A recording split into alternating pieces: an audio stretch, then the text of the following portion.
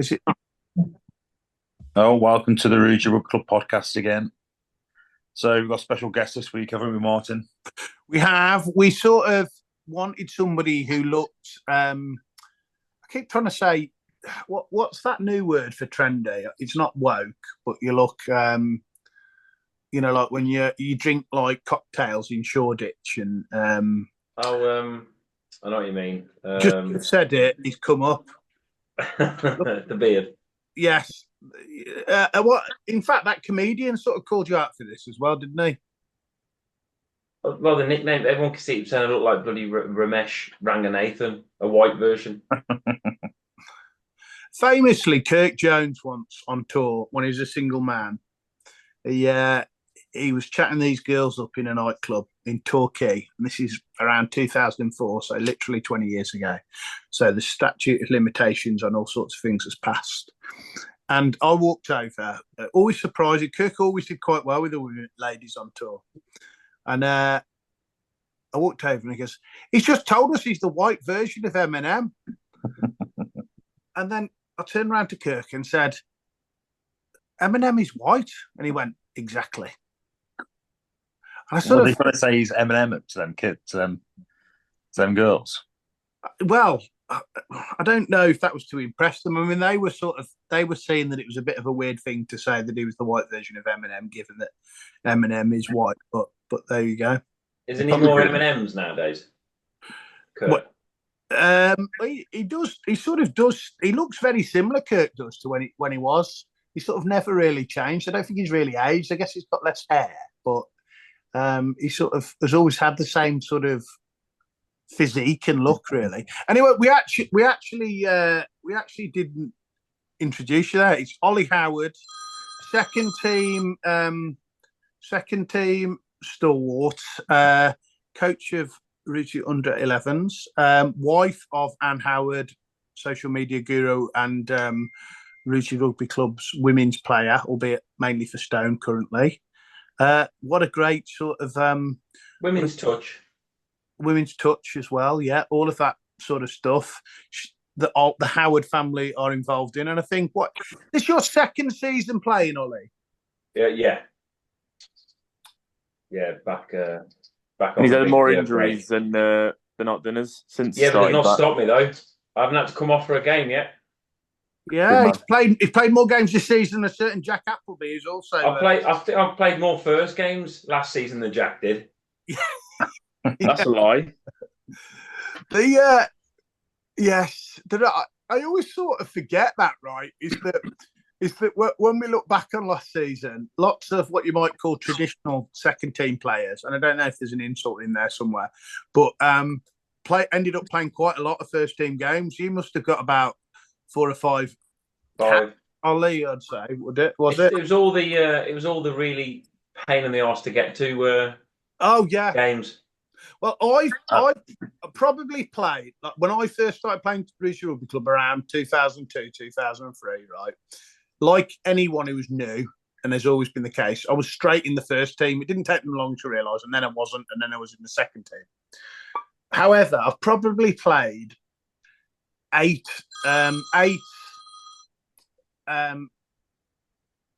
sort of first team games in that period, 4 of which have been in Pembury. Yeah. So it probably tells its own story, really, as to how some of this stuff. Well, the worst one was when they said, "Can I come over to Newport?" at the game, and I got absolutely mullered. Yeah, that wasn't a fun one. That was. Yeah, I don't know how I dodged that game. I don't know where I was. Well, you didn't miss much. We all got absolutely dicked. Well, this is we had an ongoing joke last season with Jake, and we'll just drag him along to any game we thought was going to get dicked for in a way, knowing full well what was going to happen. So one of the funny things about that game was we kind of wanted to honour the fixture because it was they were running away with the league. But Newport... Martin, put your face in the picture. Just see half your face. No, I was going to say that Newport as a club came to our club in numbers, had a good old drink, were very nice, and they said, we'll look forward to, and we're going to put on a day for it. Well, the problem was they did put on a sort of special day, so then that made us think, oh shit, we've got to go over.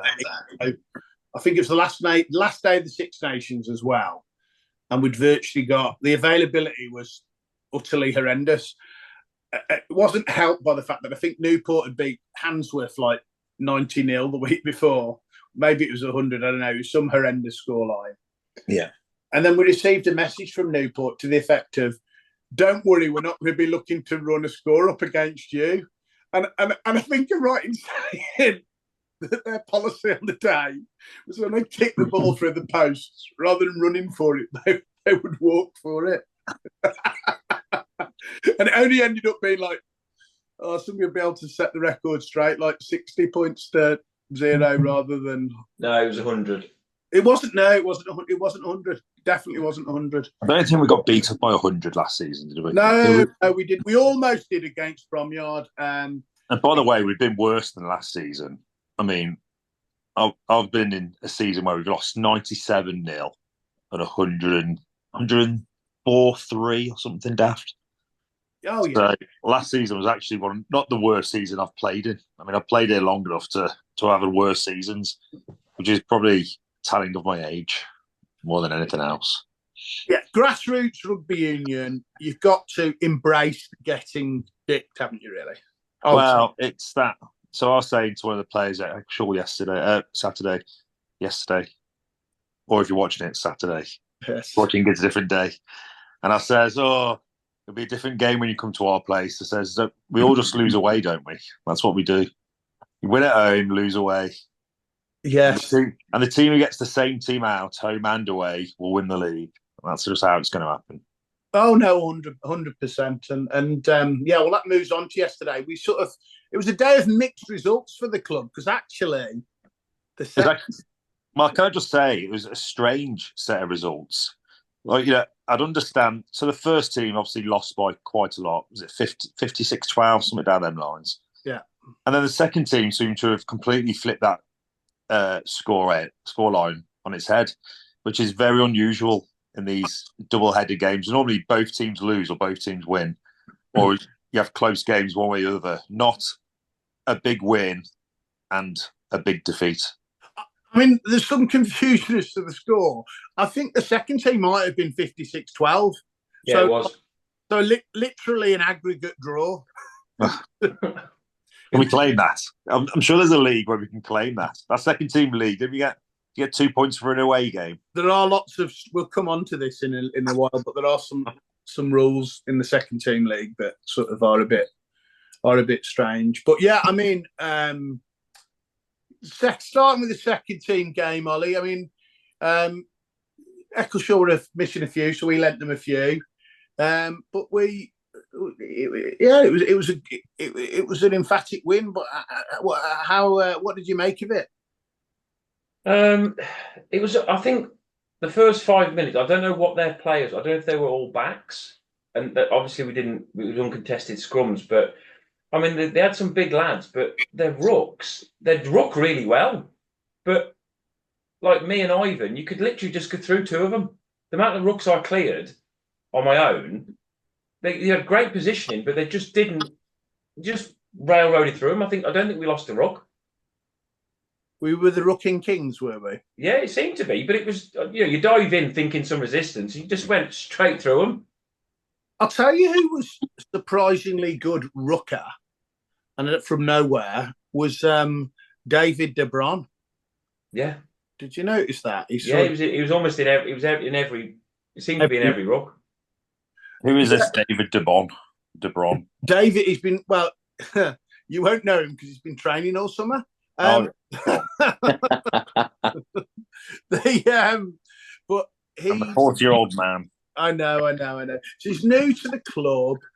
He's from somewhere down south, and he's got a mate up here, and he got a job opportunity. So he's just sort of moved up, and we're teaching him the Rugeley way. But I thought he was. I don't know why I'm saying that. I'm not trying to sound sarcastic, but he had a really good. Has he got a degree? Yeah. Oh, I'm not sure. He's a paramedic. So do you need a degree to be a paramedic? I don't know. Yeah, you do. Do you? No. Yeah.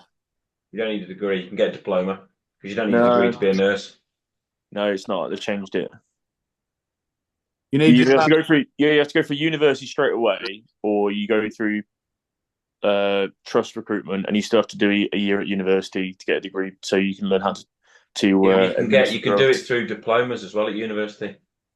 Well, on the next episode of the career course, Nursing Times. We'll get Scott Chesgoy on next time, and he can clear up the. Scott definitely. Non-degree. I would have thought that Scott got through before you needed a degree. I would think he's been grandfathered in. I can't imagine Scott's got a degree. Yeah, but I'm saying he will know though, won't he? That's what I mean. The only thing that would make me think that Scott might have a degree is that he can spell his own surname, which is quite a difficult name to spell. Lots of Z's and all sorts of stuff in there. Anyway, Ollie slagged off the Eccleshall ruck-in. To be fair, the scrum half got 2 identical tries, didn't he? When because it was 12-a-side and we literally had no one on the blind side, and he picked the ball up at the back of the ruck and just completely ran it in unopposed from the halfway. He'd got like a big body and little legs, but when he ran, he looked like a cartoon character. Yeah, it's sort of like what Top Cat or something like that. Yeah, his legs were spinning. The only thing, Ollie, just to be absolutely clear here, you realise we publicly broadcast this. Yeah, well, he could go. He got some. He was one of them. He didn't think he was going to get any speed up, and he really fast. He was. He actually came on and played for their first team as well late that day. Oh, did he? Yeah, he played most of the second half of their first team. I was emergency ref because it's the second time this season. I don't think it was allocated a society ref. Unfortunately, there weren't many refs around this weekend. And then they were having a lunch in Eccleshall, but the referee who they were going to get to do it hadn't finished his lunch. So proper grassroots merit table rugby. I stood in and I did a very good performance, I thought, but Dan was not impressed with my performance. It's hilarious when you two have a go at each other. We just stand back and watch you swear at each other. Was it in the club's best interest, Martin, this week for you to do that? Yes, it was. Yes, it was. I did actually play the last. Well, so the ref showed up with about 15 minutes to go, 10 minutes to go, and he said, "Do you want me to come on?" I said, "Yeah, go on. I'll have a run out for the last 10 minutes." Only for me then to realise that Eccleshall just had an injury, so I had to go and play for Eccleshall for the last 10 minutes. Well, the big question here is, did the ref then claim his expenses? Well, I don't know. He probably covered a couple of glasses of wine in Eccleshall. I noticed it was an expensive round in Eccleshall town centre later that evening. So every glass of wine is costing about £6 plus. So, yeah, very difficult. Now, on to the first team game. Well, shall we just talk more about the second team game? Because the first team game was awful. Well, but actually, Danny Leone in the second team game got 3 tries. I think Dean Mortimer got 3 as well. So there was lots of hat tricks. Not many jugs were bought though, from what I could see afterwards. Oliver scored then, so there's quite a lot of tries there. Even I scored. That's how bad it was when I scored. Yeah. There was Pinot. He might have even got 3 tries as well. I think he got 2, Pinot. There were 2 incidents of note. One, Tyler Walker, who Matt rates as a rugby league finisher. In rugby union, he's very quick. He just has to catch the ball. And then the one time he didn't even try to catch the ball, he sort of patted it back. We then went on some weird sort of like New Zealand rugby flurry of activity where we're passing it all over and we go in and Pinot scores a fantastic try. And then the other weird thing that occurred was almost like something from the computer game FIFA, where their player gets kicked over, sort of catches it, sort of misses it, goes back, and he flicks it with his back heel back over his head.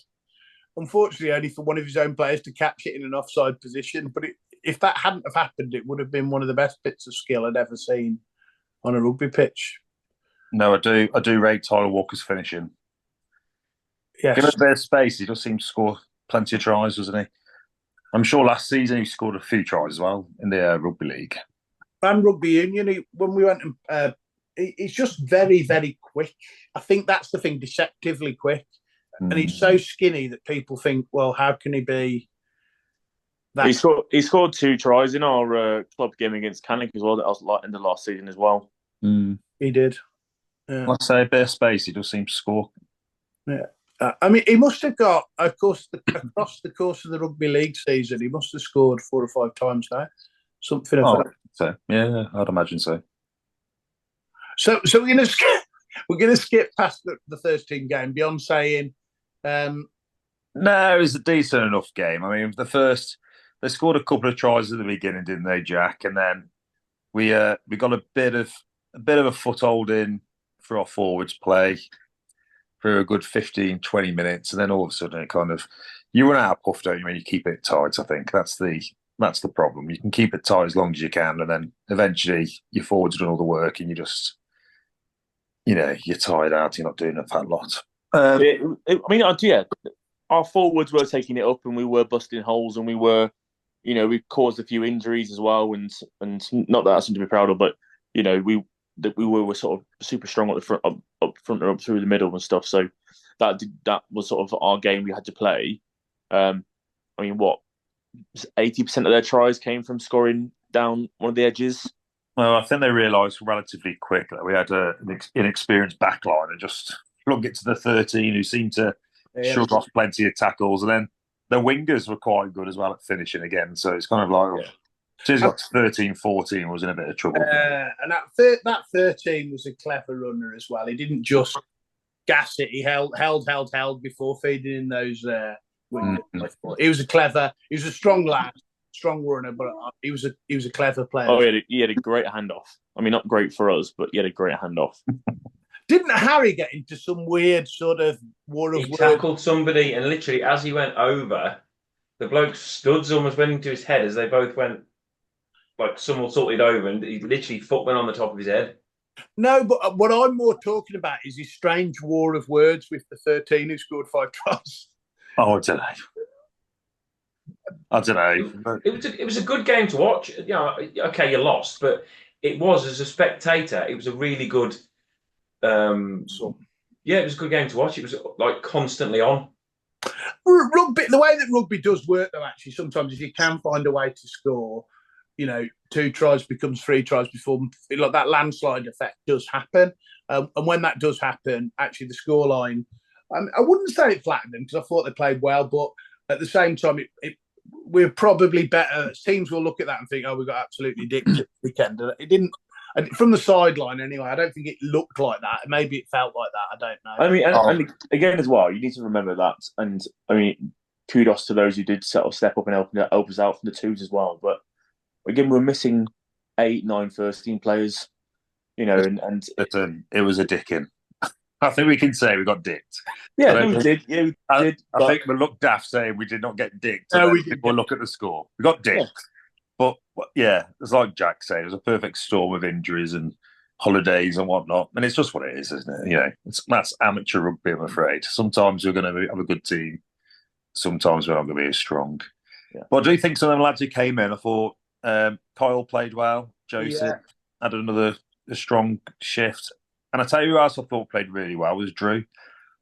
And he's not got the plaudits, but I think he's, coming on leaps and bounds. He seems a decent player. Especially out of position as well, right? So, I mean, really all of his mini and junior rugby as a back row forward or a hooker. On the wing, it's just that you could sort of see that a little bit with sort of not using the touchline as his sort of extra defender, because you don't, when you do the tackling as a back row player, you're just sort of tackling, aren't you, as opposed to having to have that thought process. No, I agree. I thought all those young players did well, and on one level, that probably long term bodes well for the future. But I mean, it's fine. We've won both our home games. We've lost both our away games. And Kyle's a back row player as well, isn't he? We chucked him out on the wing, which is, by the way, it's horrendous being a back row player and they chuck you on the wing. I've done it 20 odd years ago, probably now, or they've done it to me. And you look like a complete numpty sometimes because you don't understand the position. Yeah. And it's one of the hardest positions to defend, I find, wing, because you tend to just turn in quite a lot. So to come in and play wing and not embarrass yourself and be one of the better players, I think it's a testament to him. No, I mean, he off some great tackles, but it was a day of having to do the tackles. We will. I think it is also probably making excuses here. Probably the first time we played Eccleshaw 4 years at their place. I think we've got. No, it's 2 years. We had a good, we often play them when it's absolutely horrendous, and I suspect it being quite nice weather probably helped them out slightly. Oh, I don't know. We still would have got beat if it was nice weather. We would. Terrible weather. No. I'm excuse making, really. What we really needed was a frozen pitch. Yes, that would have been good. And a day in the clubhouse. But there we go. So we're into so we've completed this block of games. And I think we'd probably say that's fine, isn't it? 1-2, lost 2, sixth place, probably where we thought we'd be, hope we'd be. Yeah. Aren't we first? Just want to throw that out there. Oh, the second team is. Well, talk us for the points, Martin, so you can understand how the second team have got the points. So if you don't know, I'm also the sort of Svengali of the Staffordshire Merit Leagues. And if you'd like to join our great WhatsApp chat called Staffordshire Rugby Games, you can see how I'm like King Henry VIII, and I cast down my judgments on what occurs. Actually, we have simplified the scoring this season, albeit I've got one weird wild card rule. So let me try and get this right. It's 6 points for an away win, 4 points for an home win. That doesn't sound right. Hang on, I've got this written down, so let me just look it. Here we go. So here it is. 6 points for an away win, 4 points for a home win. So we're rewarding people who travel away. That's the whole thing about this. 3 for an away draw, 2 for a home draw, 2 for an away loss, and 1 for a home loss. And then the one slightly strange rule, which I don't think you have anywhere else in rugby, is everyone has to play the prison team Her Majesty's Prison Featherstone once. And if you do play your game against them, regardless of whether you win or lose, you get 10 bonus points. So our second team, because they lost at home and got 1 point, they then had a walkover away game where they got 6 points. And then they had their away victory yesterday. Those two things together puts them on 13 points and puts them top of the league, I think, on goal difference ahead of our nearest and dearest rivals, Cannock. So, yes, that is... My previous favourite rule in the Merit Leagues was when you got a bonus point for putting the result in before Monday at 10 o'clock. Yes, you got a point for emailing. 1 year we won the league because Martin was really good at the admin. Is there a limit on how many times you can play the prison, or you play them 5 times and get 50 points? No, there is. You only get that set of points once. That is a fair enough point. Just keep going to the prison every week. Just keep playing them, rack up the game. It's a bit unfair on the prison, isn't it? Because they're never going to get the 10 points for it. Well, they're not technically in the league because, it was always a bit unfair that they were in the league anyway because they never played any games away from home. Now, in rugby circles, there's always one bullshitter in every club who's about like 50 or 60 who go, I remember the one time they did play us away from home at our place. I've heard this story. And the guy stayed out in the shrew and then handed himself back in the next day. Yeah. I don't know how true that's ever going to be. I can't imagine that is true. So if anyone out there genuinely has played Featherstone Prison or any prison at home, then let us know. I guess these days they could play with. This would also be unfair, but they could have like tags on or something, maybe. Well, you would have thought open prisons, maybe. No, yeah. Were open prisons a thing 30 years ago? Well, don't pitch. Well, also, don't open prisons have like I don't know, financial fraud people in there rather than the sort of people that like these big burly younger drug dealers who are who are meant to hurt people. in there to, I don't know if those open prison type prisoners would be particularly any good at rugby. We'll definitely play them then. But it's possible we might play them this coming. They'd probably be better. They're probably a load of schoolboys who are bloody proper They're schoolboy, and know how to play. I don't think I've ever won playing Featherstone Prison, and I've been there many times, or any of the prison teams. I played Brinsford as well. I can't remember ever winning. Can you, Matt? Oh, I'm not sure. I don't think. I can't remember winning. Unless we've gone there with I think we might have gone there with the first team once and beat them with the first team, possibly. Maybe. If we ever play a mine, you categorically cannot ref. I've definitely not beat them with the second team.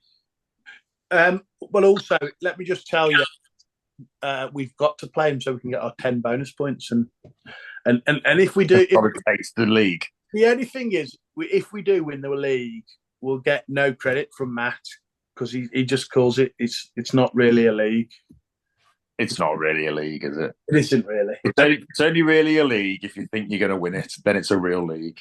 If you're mid-table in the league, you see is what it is: a bunch of friendlies in different places around the county. Oh, yeah, I run the league, and my line is: if you're in this league to win the league, you're in the wrong league. I do the word league a lot in that saying. Right. Have you got the Owen Cup fixtures? Right, yeah. So I'm hearing that people are liking our predictions. So we'll do it. So there's no league rugby, so use the word league again, this weekend. Now, I'm not 100% sure these games are being played, right? So I've got all of the County Cup games. Some of these might have even been played already. Oh, let's just do the ones for our level. There'll be about 5 games, won't there? Yes, but again, some of them might have already occurred for all we know. Oh, well, if they've not occurred, then if they have occurred, we'll just see if someone will tell us, won't they? Okay, so first up, Wednesbury against Penkridge. So, Jack, what do you think? Scoreline? Wednesbury 21, Penkridge 7. Matt? I'm going Penkridge win. I'm going to go 30-12. Okay, Ollie? Wednesbury to win. What's the score?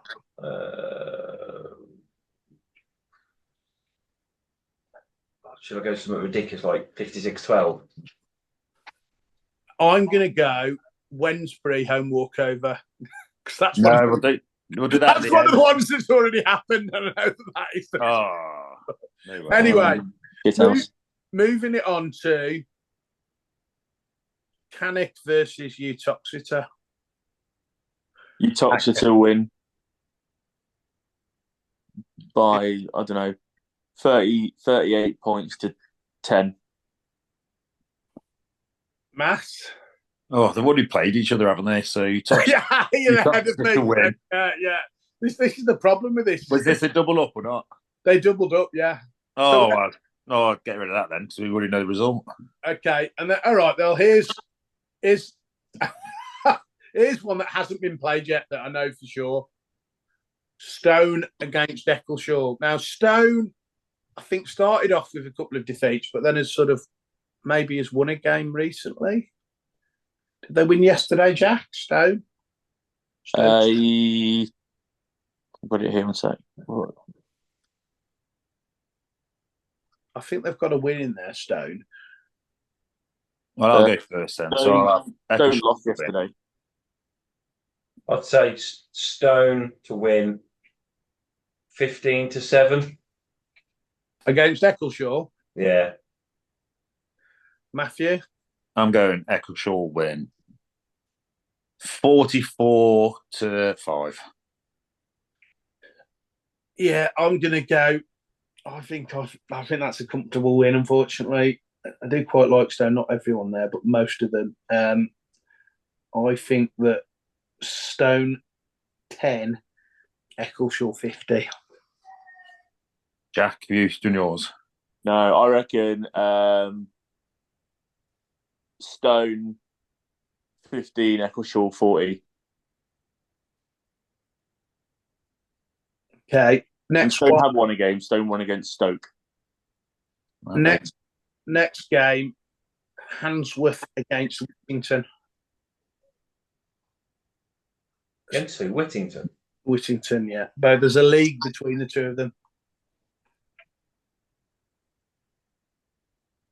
So what we're saying, Ollie, Handsworth against Whittington. I know Handsworth team, but I don't know. Are Whittington any good? I mean, I think They're not too bad, to be fair to them. yeah, when they get their full team out, I think they're quite a good team. I'll go Whittington win then. Oh, crap. I think I'm not saying that good. what's the score then, Ollie? 10-5. Okay. Close one, Matthew. Handsworth 30, Whittington 12. And Jack. Yeah, Handsworth win. Although I reckon it's going to be very close. I reckon you're looking at, I don't know, let's go 14-10. No, I think Handsworth will win this comfortably, notwithstanding what I said about Whittington. I think it's a 40 points to 15 Handsworth win. Okay, and this is a battle in the league below between St Leonard's and Bloxwich. Matthew. Oh, I've not seen anything of either of them teams. I'm going to go with Bloxwich to win 20-12. Yeah, I think that St Leonard's have had a good start to the season. I think Bloxwich are very strong at home, but struggle a little bit more on the road. So I'm going to go for St Leonard's 30, Bloxwich 10. Come on, then, Ollie. I'll throw a draw out. 2020. Okay, then who's going to win? Because it's a cup game. Okay then. St Leonard's then. 23-20. Right. And Jack, to finish this one off. Yeah, no, I think St Leonard's are on a bit of a run at the moment. They're sort of 4 from 4 wins and stuff like that, and they've been scoring a decent amount of tries. So I reckon St Leonard's are going to win it comfortably, 40 points to 7. And then finally, actually, the two teams aren't playing. So they've both got a bye because of the number of teams in the competition. And it's Linley and Barton under Needwood. Now, Matt's bagged Barton under Needwood to last couple of predictions. So, unfortunately, this week you're not going to be able to do that, Matt, because they're not playing in the cup yet until the next round. So, there you go. Unconscious bias. Not conscious bias. I think that the Owen Cup was kind of better when it was tiered off. And there's some talk of next season perhaps running it instead of the Papa Johns, and then just tiering it from the absolute beginning. So if you lose that game, you go into the Bowl Plate Cup, waterfall type competition in the same way that they did with the second 15 Cup last year. Now, it won't affect us because we'll be playing rugby league then, but I do think that is a better format because sometimes some of the teams, when there's a division gap, if you're one of the lower, if you're in a lower league, I think you think two things. One, do I really want to go and play this game against a team in a higher league? Two, even if I do by some miracle win this game, do I want to win the cup anyway? Would I rather have a week off? And I think a lot of teams conclude I would rather have a week off. And I just think the format needs looking at, because this whole thing whereby you start, and especially with teams that have played friendlies for the last couple of Saturdays in August, they in effect will now be into their 7th or 8th consecutive week of rugby, and I just think people want and need the week off, really. So I just say the Papa John's Cup has put me off pizza for life. It is bloody awful, and the fact it drags on so long into the bloody end of the season, and then you end up with all these county cups still playing late in the season, it's just ridiculous. Yeah, I agree with you. I mean, I think that I've been a great advocate, like on my own, of just saying 10-team leagues is what you want. 12-team leagues are too much. And this whole thing whereby, and if we have got a game on Saturday, we will then play, ignoring the pre-season friendlies, 8 games in a row straight. And that's just too much, really, I think. I'll just say, if you are a club at our level or around our level and you're requiring home games to support your income all year round, there is something wrong. Well, you're going to get cried off a lot in this league. You need to be thinking about what you're going to be doing all year round to make money, not just home games. Talking about alternative ways to make money, I was at Longton today, and Longton has got a great business model whereby Amazon use it as their alternative van car parking. Yes, and I saw some guys presumably one guy had finished his shift and was giving either somebody was stealing a lot of stuff, or what I suspect was happening is he was handing the parcels over to this other guy so he could finish the delivery round off. And I'm sure that makes them. I'd like to think that makes them quite a few quid. Talking about money though, like obviously we've had a game today, the little ones. Yes. You open the bar, the missus she makes food for the kids. We sell soft drinks, soft. But she puts a couple of extra bacon sandwiches or sausage sandwiches on. We make a killing. Oh, junior rugby makes. I think junior rugby makes rugby clubs than adult rugby. A lot, especially when there's some of the moms make cakes and they charge whatever they charge for. I don't have anything to do with it, but they always get sold. Especially today when they've had the little ones as well. Should we basically close our rugby club and open a Greggs? Is that what you're suggesting? Yeah, it might be better. Or a creche. Creche and Greggs. Greggs. Yeah. Cakes and kids. Well, I think that might attract the wrong type of clientele though. Listen, not eventually. I think you've come up with the title for the podcast though, which is positive. Cakes and kids. Cakes and kids. There you go. On that note, we'll leave it. No, I think we can wind this up. So we hopefully are playing. We've just got the one game coming up this week against Essington to be confirmed. I think there's a bit of a question mark as to whether Essington have got 100 people on holiday this weekend or something, but we'll confirm that hopefully in the next day or two. More importantly, we are our first training session under the floodlights of Rugeley Leisure Centre starts this Tuesday at 8:00. We'll also be going back for showers and some food at the clubhouse afterwards. So really be good if everyone could come along. It has got the added benefit of you not being covered in mud after the training session, albeit with the added negative of for the next sort of 6 months, your trainers are full of those little weird carcinogenic black balls. Rubber crumb. But yeah, so it'd be good to see a good turnout for our first outdoor floodlit training session this Tuesday and our first indoor session at Rugeley Community Centre on Thursday at 7:00 as well. And apparently Dan's got some plans to do something slightly different with that with that session. And by slightly different, I think not just have it as a game of red arse for the last 25 minutes of the session. For a minute, I thought you meant Dan Leone. I thought this is going to be some weird session that he's putting on. Dan Leone would have it as 20 minutes of the game of red arse if he could. But that was my fear. Dan West is not a red arse enthusiast, as far as I'm aware. And if you want to find out what red arse is, you need to come down to the. Oh, I guess you. Or maybe you don't. Maybe you don't. But if you do come down to the training session, we'll tell you what red arse is after a vigorous rugby training session. So there we go. Hope everyone enjoyed that, guys, and we'll see you. We'll see you in hopefully next week for the latest edition of our pod. Lovely.